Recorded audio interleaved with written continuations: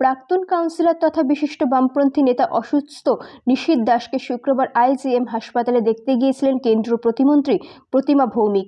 এই দিন তিনি বলেন, গত কিছুদিন ধরে প্রাক্তন কাউন্সিলর তথা বিশিষ্ট বামপন্থী নেতা নিশীথ দাস খুব অসুস্থ হয়ে পড়েছিলেন। নিশীথ দাসের কেউ নেই, এই খবর শুনে আজ তিনি আইজিএম হাসপাতালে গিয়েছিলেন।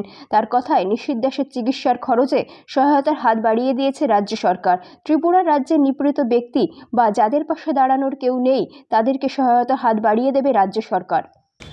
রাজ্যের একজন বিশিষ্ট ব্যক্তিত্ব যিনি সেলফলেসলি সমাজের জন্য কোনো এক সময় খেটেছিলেন, নিশীথ দাস। উনি কাউন্সিলরও ছিলেন আগরতলা পৌর পরিষদের, তাছাড়া কমিউনিস্ট আন্দোলনের সঙ্গে যুক্ত ছিলেন এবং কেউ নেই উনার, উনি নিজেই একজন ইনস্টিটিউট হিসেবে কাজ করেছেন। তো আমি গত 8 তারিখে প্রয়াত আমাদের সুরজিৎ দত্ত মহোদয়ের যে শ্রাদ্ধ বাসরে যখন গেলাম, আমাকে বাবুলদা বললেন যে নিশীথ দাস খুব অসুস্থ, উনি 22-23 দিন বা 24 দিনের মতো কোনো খাবার খাননি, একবারে অবস্থা খুব খারাপ। ওনাকে তোলা, ওনাকে ধরা, মানে 24-25 দিন যদি একটা লোক একটা জায়গাতে থাকে তার কী অবস্থা হয় সেটা আপনারা সহজে অনুমান করতে পারছেন। আমাদের সরকারি যে সুপার মার্কেটে উনি ছিলেন, তখন কেউ খোঁজ খবর উনি নেননি।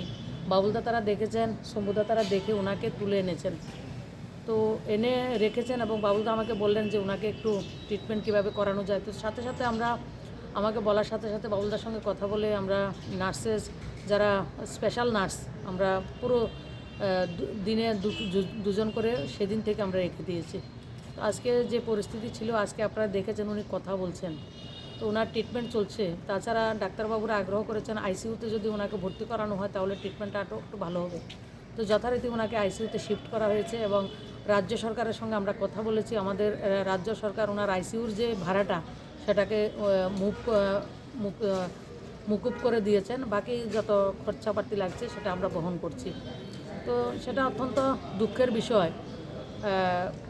গত কয়েকদিন আগে ওনার দলের নেতারা ওনাকে দেখতে এসেছেন, আসলে ওনাকে দেখতে এসেননি, ডাক্তারের সঙ্গে কথা বলতে এসেছেন। ওনার কানে খবর গেছে যে বাবুল ভট্টাচার্য প্রতিমা ভৌমিক ওনার দলের একজন লোককে ট্রিটমেন্ট করছেন, ওটা ওনাদের হজম হয়নি।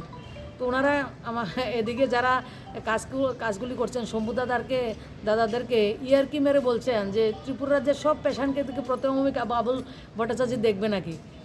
তো আমি ওনাদেরকে বলতে চাই, ত্রিপুরা রাজ্যের যে কোনো মানুষ, যে কোনো এই ধরনের নিঃশক্ত লোক, নিপীড়িত লোক, যাদের কেউ নেই পাশে দাঁড়ানোর জন্য, যে কোনো জায়গাতে যে কোনো পরিস্থিতিতে যদি আমাদের কাছে খবর আসে, আমরা যথাসাধ্য চেষ্টা করি, আমাদের মধ্যে নয় সবাইকে নিয়ে, সবাই চায় তাদেরকে সহযোগিতা করার জন্য।